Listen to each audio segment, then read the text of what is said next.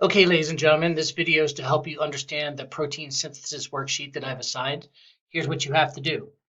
You've been given one strand of DNA. What you need to do is use the base pairing rules and you complete the bottom strand of DNA.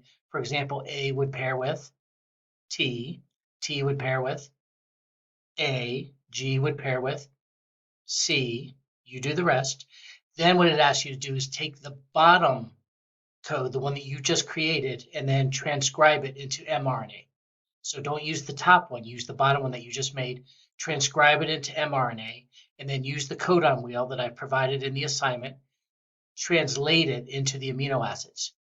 Don't forget, don't use the tRNA on your wheel. Remember, it's an mRNA codon wheel. So the tRNA is important just so we know which amino acid to bring, but the actual code is mRNA.